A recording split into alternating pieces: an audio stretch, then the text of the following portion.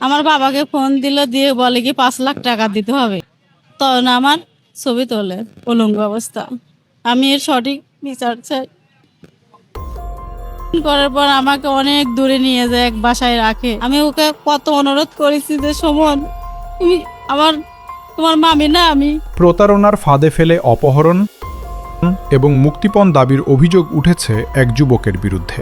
ভুক্তভোগীর পরিবারের অভিযোগ, বিকেল 5টার দিকে সুমন নামে এক ব্যক্তি ফোন করে একটি ছেলে পাওয়ার কথা বলে ডেকে নেয়। বেলা 5টার সময় সুমন ফোন দিল।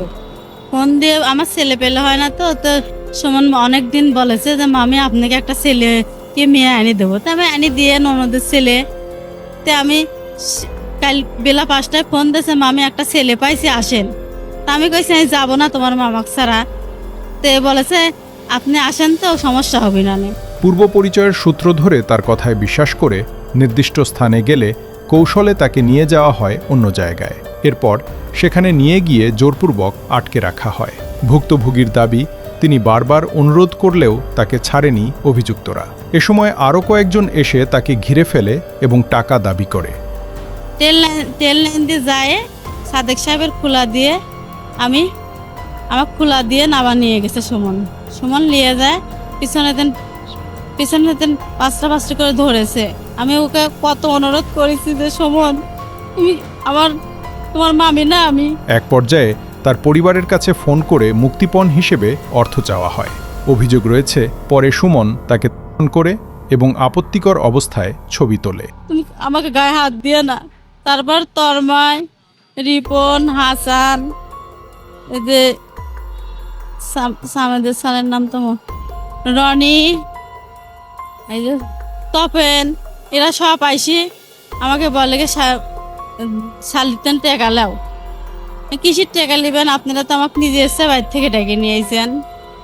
আমার বাবাকে ফোন দিল, দিয়ে বলে কি 5 লাখ টাকা দিতে হবে। এসব ঘটনার সুষ্ঠু বিচার দাবি করেছেন ভুক্তভোগী। তিনি আরও জানান, ঘটনার পর তাকে দূরের একটি বাড়িতে নিয়ে গিয়ে আটকে রাখা হয়। তারপর সুমন আমাকে করে এবং ছবি তোলে। তখন আমার ছবি তোলে উলঙ্গ অবস্থা। আমি এর সঠিক বিচার চাই। এবং সেখানে শারীরিক নির্যাতন চালানো হয়। পরিবারের পক্ষ থেকে টাকা জোগাড় করতে না পারায় নির্যাতন আরও বাড়ানো হয় বলে অভিযোগ।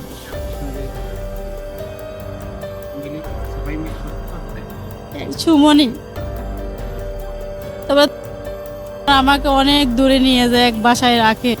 রাখার পরে খালি মারে, ওখানে খালি মারে ধরি। মারার পরে টাকা মাকে আমার বাবার তেন পাইল না। তারপর আমাকে পরে গভীর রাতে তাকে একটি স্থানে ফেলে রেখে যায় অভিযুক্তরা। মাছের আড়তের হেনে নামাই দিয়ে গেছে। আমি একলাই বাড়িতে গেছি, আটকায় রাখছিল। রাতকের ব্যাপার, রাতকেই আমাকে বাড়িতে নামাই দিয়ে গেছে। না সকালে না, রাত্রিরেই নামা দিয়ে গেছে, রাত 3টার দিকে। থানায় আসছে, আমি সঠিক বিচার চাই। সেখান থেকে তিনি নিজেই বাড়িতে ফিরে আসেন। বর্তমানে তিনি থানায় এসে এ ঘটনার সঠিক বিচার দাবি করেছেন।